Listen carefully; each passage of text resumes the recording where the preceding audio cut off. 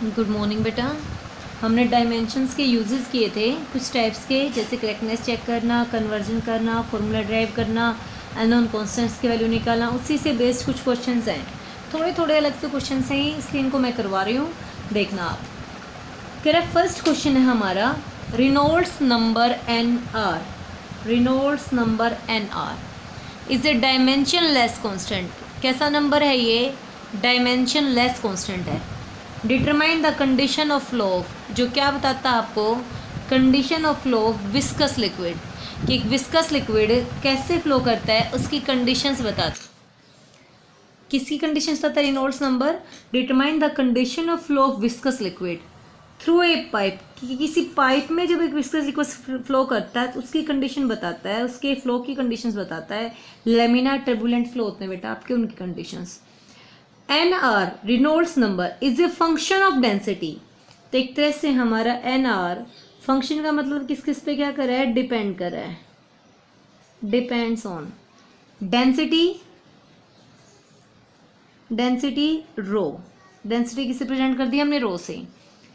Average density rho, average speed V, density rho, average speed we, and coefficient of viscosity eta. Coefficient of viscosity eta given है कि N R is directly proportional to diameter. हमने अब तक बेटा questions किए थे, हम formula drive करते थे किसी भी क्वांटिटी का जिसमें हमारी वो क्वांटिटी 3 अदर क्वांटिटीज पे डिपेंड करती थी। ये बेटा डायमेंशन की लिमिटेशंस है कि हम डायमेंशनल एनालिसिस से ओनली उसी क्वांटिटी का फॉर्मूला ड्राइव कर सकते हैं जो सिर्फ 3 पे डिपेंड करे। अगर कोई भी क्वांटिटी 3 से ज़्यादा पे डिपेंड करेगी तो हम उसको डायमेंशनल मेथड से नहीं निकाल सकते। यानी कि हम सिर्फ 3 क्वांटिटीज के dimension A B C consider करके सोल्व करते थे, कहीं पे भी हमने डी कंसीडर फोर्थ क्वांटिटी नहीं लिया था। Dimension analysis only derive formula for depends only 3 quantities, depends on only 3 or less than 3 और लेस। 3 से ज़्यादा पे अगर वो डिपेंड की तो हम फॉर्मूला डिराइव नहीं कर सकते। अब यहाँ पे तो देखो एनआर किस पे डिपेंड करे? Density rho. डेंसिटी रो पे, डेंसिटी रो, लिक्विड की वेलोसिटी वी, वेलोसिटी या speed we, and coefficient of viscosity eta. 3 तो हो चुके। Depends on density, speed and coefficient of viscosity eta. Given है N R directly proportional to diameter, कि N R diameter पे भी क्या कर रहा है? हमारा डिपेंड कर रहा है। तो देखो बेटा एक बार, इनका हमें इसने नहीं बताया कि डायरेक्टली है इनवर्सली है, लेकिन डायमीटर का दिया है कि डायमीटर के कैसे डिपेंड करता है? वो डायरेक्टली डिपेंड करता है। क्लियर हुआ? 3 से ज्यादा पे डिपेंड कर रहा है density, speed and coefficient of viscosity. Fourth diameter, लेकिन डायमीटर में अननोन नहीं है, उसने डायमीटर में क्लियर कर चुका कि Reynolds number directly proportional to diameter पे क्या करता है? डिपेंड करता है। तो हमने क्या सपोज किया? Suppose N R is directly proportional to rho A V B eta C and diameter के डायरेक्टली, तो डायमीटर की पावर कितनी रहेगी? 1। तो हमें डी की पावर कैलकुलेट करने की कोई जरूरत नहीं होगी, सिर्फ ए बी सी की वैल्यू निकालने। वही मेथड, प्रोपोर्शनलिटी साइन हटा के कांस्टेंट क्या यूज कर दिया हमने? Dimension less constant K rho A V B eta C and D1। Now put dimensions. क्या करेंगे हम? दोनों साइड डायमेंशंस पुट करेंगे। रेनॉल्ड्स नंबर क्या दिया था? एक dimensionless constant. Reynolds number की कोई डायमेंशन नहीं होती बेटा, इससे रेनॉल्ड्स नंबर क्या हो गया? M0 L0 T0। Reynolds number क्या है? Dimensionless. K is a dimensionless constant, no dimension. Rho density क्या होती है? Density mass per unit volume. तो मास के लिए M, वॉल्यूम के लिए L3 per unit mass upon volume L⁻³ और रो के डायमेंशन क्या मानी हमने? A। V स्पीड या वेलोसिटी LT-1 और डायमेंशन क्या मानी हमने इसकी? V। Neeta coefficient of viscosity M L-1 T-1 और डायमेंशन क्या मानी हमने इसकी? C। और लास्ट है हमारा डायमीटर। डायमीटर भी एक तरह की क्या होती है, लेंथ। डायमेंशन कितनी, जिसकी 1। नेक्स्ट स्टेप में क्या करेंगे हम, बोथ साइड के कोफिशिएंट्स के डायमेंशन को कंपेयर करेंगे। उससे पहले जिस डायमेंशन का बेस, जिस क्वांटिटी का बेस सेम है, उनकी पावर्स ऐड हो जाती हैं। सो लेफ्ट हैंड साइड पे m0 l0 t0, राइट पे m raise to the power a, आगे चले, इसमें कोई m नहीं, यहाँ पे m raise to the power c, base m power a, इसकी पावर c, तो क्या हो गया m a plus c। l base l power -3a, कितनी पावर आ गई इसकी, -3a। l पावर कितनी आई b, बेस l है, पावर क्या हो गई ऐड प्लस b।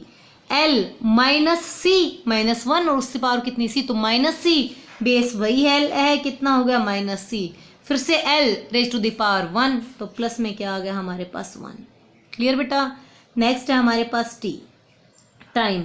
फर्स्ट वाले में कोई टाइम नहीं है, सेकंड में t -1 raise to the power b, so -b, इसमें है t की पावर -1 इंटू c, -c। इस तरह से हमने m l o t, देखो बेटा तीन ही क्वांटिटीज को हम क्या करेंगे, कंपेयर करेंगे। m l t, compare the dimensions of m l and t on both side. Compare dimensions of m l and t on both sides, दोनों साइड्स एम एल टी के डायमेंशन को क्या करेंगे हम, कंपेयर।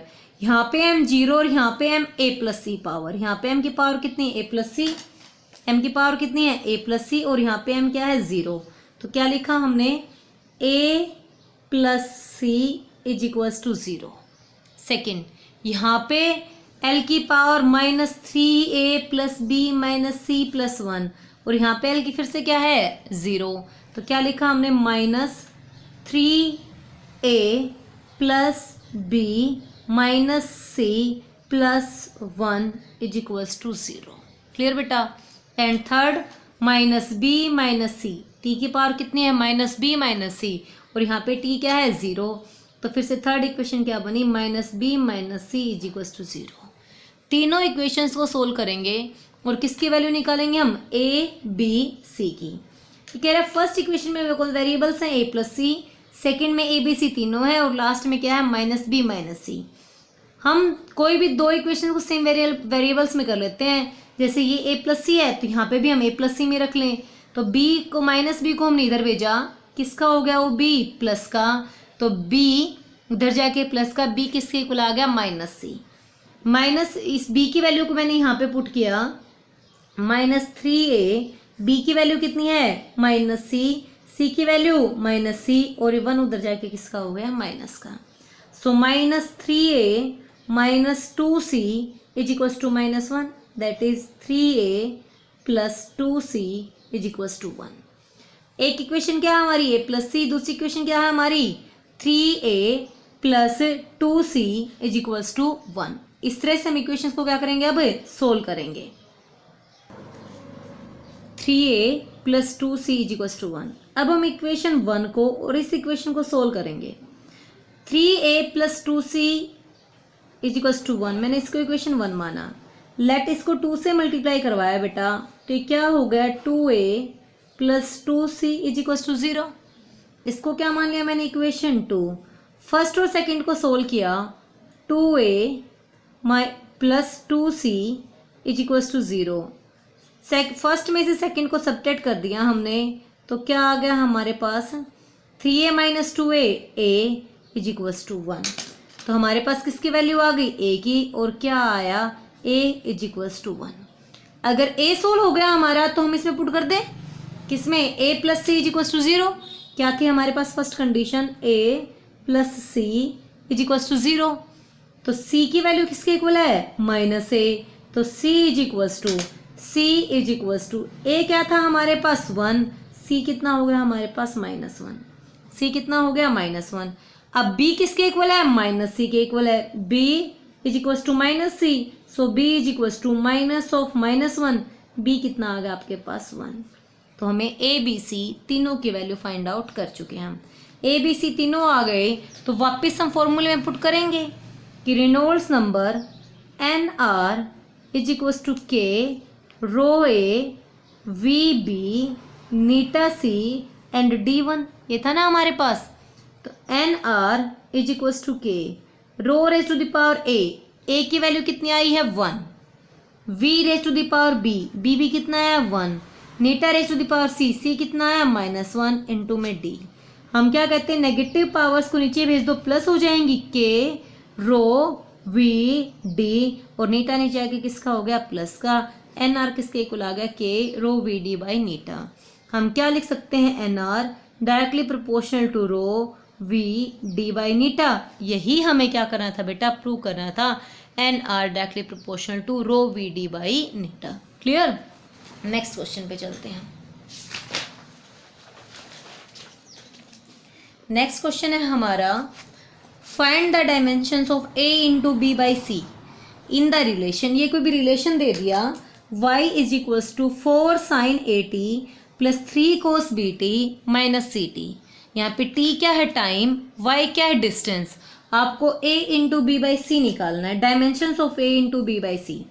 सबसे पहले हमें क्या करना होगा, A B C तीनों की डायमेंशन चाहिए। ये कहता है y डिस्टेंस हमारा किसके इक्वल है, 4 साइन AT। तो एक तरह से मैंने क्या कहा था, according to principle of homogeneity only those quantities are add and subtract which have same dimension. सिर्फ वही क्वांटिटी ऐड और सब्ट्रैक्ट होती है जिनकी डायमेंशन क्या होती है, same. And any equation will be correct, कोई भी formula will be correct when left hand side equals to right hand side. तो सबसे पहले मैं क्या कहूँ कि y हमारा किसके इक्वल है, 4 साइन AT, y हमारा किसके इक्वल है 3 कोस BT, और y हमारा किसके इक्वल है c इंटू टी। और ये तीनों क्या है, इक्वल डायमेंशंस रखती हैं। रिजल्ट भी क्या होगा, वही वो किसके इक्वल है, y के। तो सबसे पहले मैंने क्या कहा, y is equals to CT। So dimensions of c is equals to y by t. y is distance, t is time. So c की वैल्यू हमारे पास क्या आ गई, L T माइनस 1। c कितना आ गया बेटा हमारे पास, L T माइनस 1, c आ गया। अब हमें क्या चाहिए, ए बी। हमारे पास टर्म क्या है, 4 साइन AT, 4 साइन AT, यानी कि मैं क्या लिख सकती हूँ इस इक्वेशन से, फ्रॉम दिस हम क्या कह सकते हैं बेटा कि AT जो है हमारे पास वो क्या है, कोई भी एंगल है theta.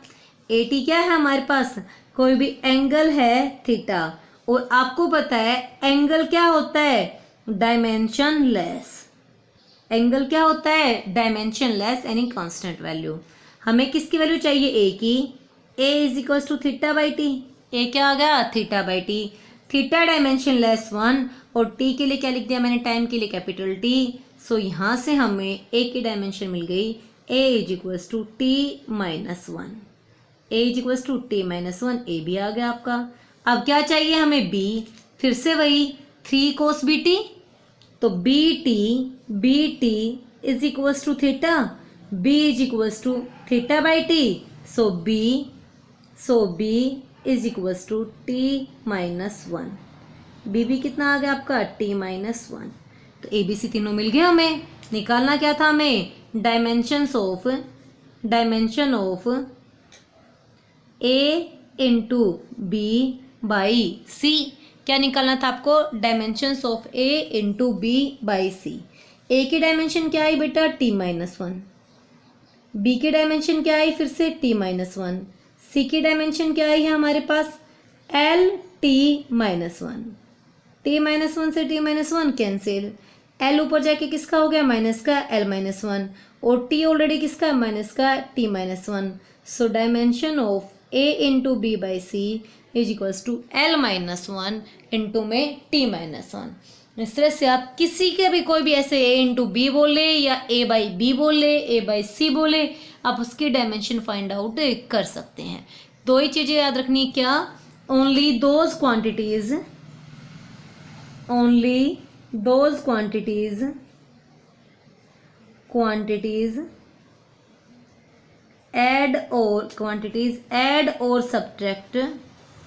add or subtract which have same dimension।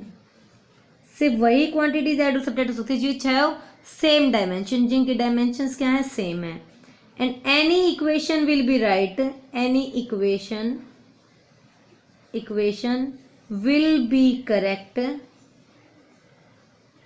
when dimension of left hand side is equals to dimension of right hand side. यहाँ से हमें क्या पता चलता है कि हम y को इसके इक्वल रख सकते हैं, y को हम इसके इक्वल रख सकते हैं, y को इसके इक्वल रख सकते थे.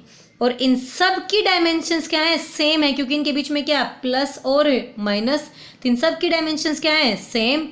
और इनका रिजल्ट भी क्या है, सेम है, जो किसके इक्वल है, y के. तभी हमारी लेफ्ट और राइट की डायमेंशंस क्या हुई, सेम हुई, इक्वेशन क्या हुई, करेक्ट.